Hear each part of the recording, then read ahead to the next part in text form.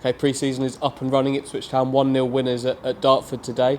Game of two halves, Stu. Seniors in the first half, very young side in the second, but it was the youngsters that got it done, wasn't it, in the end? It was, yeah. All 6 of the new signings started the first half. I liked Harper and Evans in midfield, I have to say. They've both got a bit of physicality, a bit of power about them, but also a range of passing there. So out of the new boys, those were the ones that probably caught my eye. Matt Penny got forward from left back as well, got plenty of crosses into the box. But it was 0-0 at half time, wasn't it? And then a completely different team in the second half, and a very, very young one, wasn't it? There's some 16, 17, 18-year-olds in there.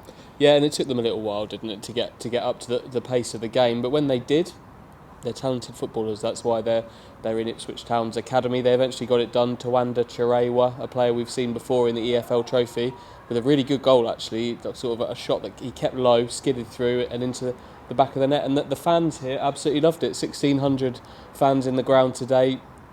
Majority of them Ipswich, at least half I'd say, and it produced an atmosphere that we've just not been used to for so long. This was Paul Cook's first game in front of any Ipswich fans, so he got to acknowledge them before the game, and just to have 2 sets of fans in the ground, Stu, even when they were back last season it was 1 set of supporters, but to have 2 sets of fans supporting their team back in the ground again, it's great, isn't it? Loved it. I think the players were really buzzing off it in the first few minutes particularly. I've never known an opening pre-season game to kind of start with that level of intensity.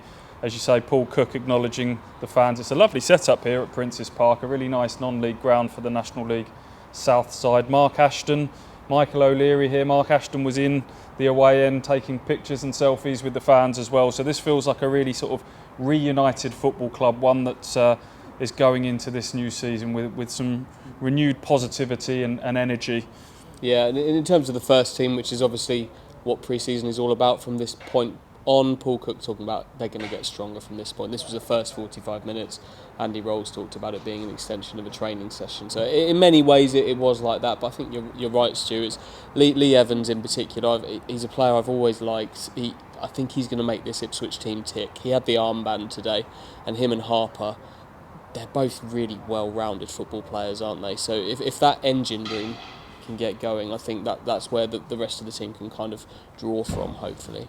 Yeah, attacking signings obviously still need to come. Paul Cook spoke post-match about we're in for good players, and good players are worth waiting for. So we know that they're in for Matt Crooks and Bursant Selina. There will be other plates spinning as well, so we'll wait and see on that front. Just to dot the I's and cross the T's, John Nolan not available today due to a calf problem. Kane Vincent-Young was just left out as a precaution, and the reason that second half team was so young is because there's been a few COVID cases in the under-23s which have kept them out, but no presence here for any of the bomb squad. No Downs, no Bishop, no Jackson, no Kenlock, so it'll be interesting to see if they've got any role going forwards in this pre-season. Next up is a trip to Bury Town on Tuesday night. We'll see you there.